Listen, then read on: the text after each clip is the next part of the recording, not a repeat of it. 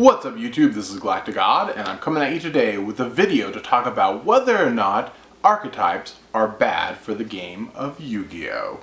Now, archetypes in Yu-Gi-Oh! Have been around pretty much since the inception of the game, starting with deck types like Harpies and Gravekeepers that harken all the way back to the original series and the cards that were produced during that era. But in reality, I believe that archetypes really came into their own during the GX era. That's when we got deck types like Elemental Heroes, Dark World, Six Samurais, and many others. Archetypes brought a new dimension to the game which wasn't originally there.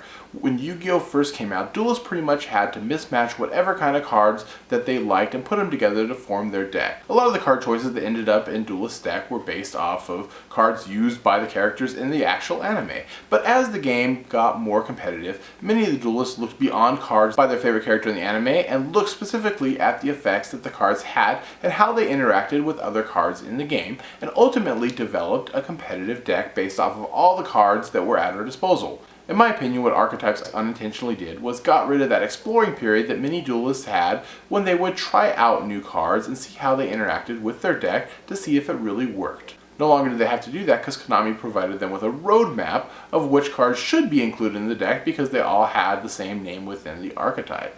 Because of this, a lot of players blame Archetypes for a lot of the problems that exist in Yu-Gi-Oh! Now.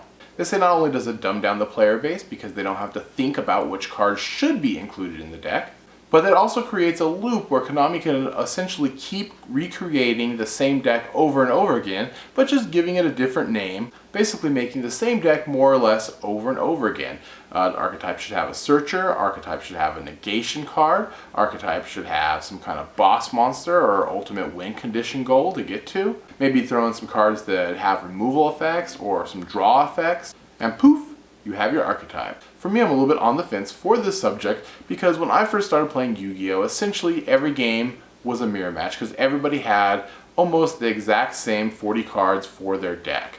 At least with different archetypes, it seems like to me, at least when I'm dueling, especially in a big tournament, that I'm getting to play something a little bit different every time. And, you know, when I'm building decks, I don't necessarily have to follow the roadmaps that Konami kind of gives us. You can kind of offshoot and still create something kind of different and unique, and that's something that I really like as well. So in the comment section below, remember to let me know what you guys think about this subject. Do you think Archetypes killed Yu-Gi-Oh! Or do you think it ultimately propelled it forward and made it better? And I guess that's it for now. This is GalacticGod, out.